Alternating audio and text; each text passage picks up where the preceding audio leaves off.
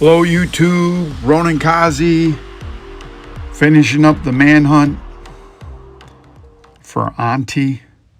About in the middle of it. Last time I talked to you about, I don't know what I talked to you about. Last time I talked to you about, let me check and see what I talked about. Framing, I think, is what I talked about. But I'm going to go back to something I talked to you about in team building is communication, because I wanted to go over it. I didn't think I wanted to go over that more, but I did want to go over it a little bit more and kind of get some more information on that for you. So I'm doing Auntie solo on heroic. I wiped in the very beginning, and then I'm just keep switching my builds. This is my vial jammer. This is kind of my default build. I'm going to say this over and over. It's like a framework or a chassis that you can build all kinds of different things into an ongoing directive. You can use Gunner, where you can use the Banshee Pulse. There's a lot of different uses for it. The main thing is that you're going to get three things that make up, quote-unquote, a vial jammer build. Number one is you're going to get a vial mask. Number two, you're going to get creeping death or perfect creeping death on your backpack. Number three, you're going to have a Scorpio. That is essentially all you need to do this. I've heard tales that people think this is too complicated to build. I've sped the video up. It took a while to do this. This was half hour from that point you started. So I speeded up 1.5 times and I cut out or the movements in between, so it's a reasonable time. But communication. A lot of time in communication, we have something, I was in the military, so you'd have people say that the communication was 5x5. That meant it was good. Then they had all different types of terms. My favorite was weak and unreadable. And that was exactly what it meant. But I kind of liked that as a put down to people. Like when I was your signal strength is weak and the quality of your transmission is so bad that I cannot read you. So weak and unreadable is what I would think about or tell people when they had bad ideas and they're trying to tell them to me. But communication is key. And the first thing, I want you to consider why the military, the police, the firemen, the hospital, ER, the factory line, everyone spends a lot of time on nomenclature or the specific words and the meaning of those words in relation to the operations or jobs that they're performing. Nomenclature is super important. In the military, there's they call it the phonetic alphabet, but that's the Alpha, Bravo, Charlie kind of talk when you would spell things out, because different folks from different parts of our country, and I'm sure it's the same for every country, there's regional dialects that you can't understand. Is that a 5 or a 9, that you're saying? So the military has you phonetically spell things, and they have a list of words that they mean certain things. In the Coast Guard, you have a line, a rope, and all these things had different meanings. The gunnels, starboard port, instead of left and right. And there's part of that is just to make sure everyone is consistent and can understand each other. So how do you communicate at work? Hopefully you have some type of a culture that kind of frames things and kind of explains how you guys should talk in a relationship between whoever.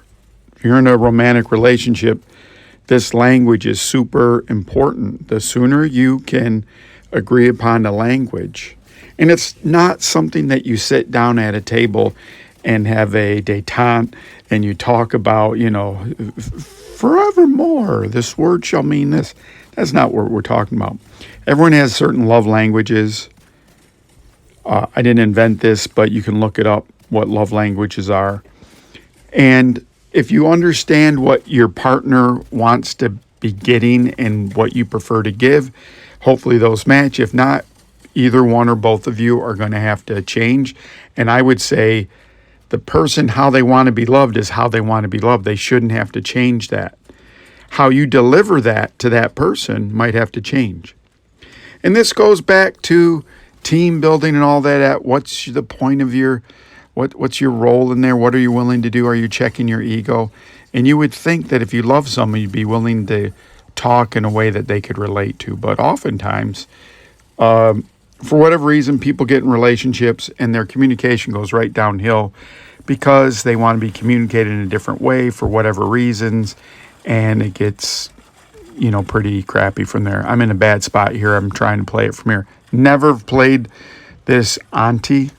One of the things I like about the division is that they'll have the same map, but use it in different ways, and it keeps the maps fresh. Like, subscribe, share, hit the bell for notifications. I'd appreciate it.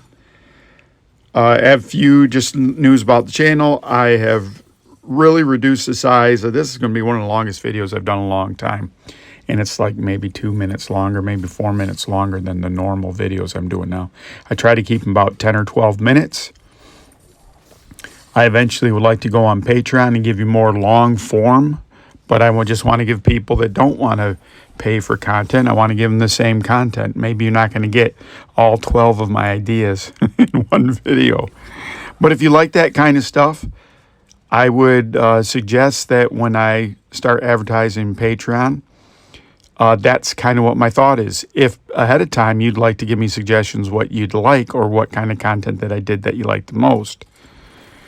I'm moving towards a paradigm where I'm going to talk about things and the game is going to be more and more in the background. I'm going to probably start having, God forbid, my face on these videos.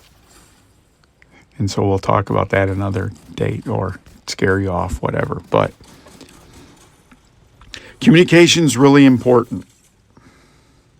Is it 5 by 5? Is it strong and readable? And so in gaming, this is important. You might do it on Discord. You might do it in in-game chat. You may know the people so well that you can tell by their actions that they're moving forward, that they're going to always try to get the flank, that you're always trying to triangulate the enemy. And so when you start playing in a group so much, you can do things without talking as much.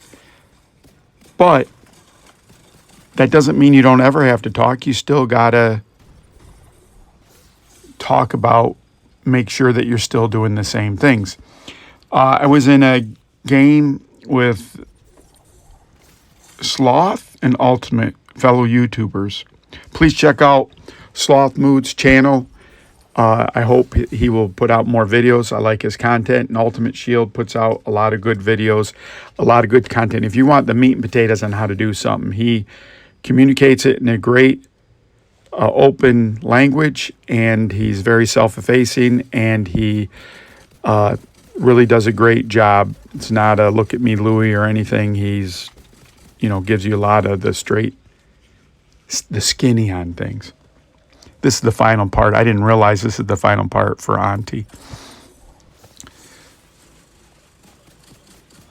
So we did let's say it's equivalent to the legendary it was actually a legendary.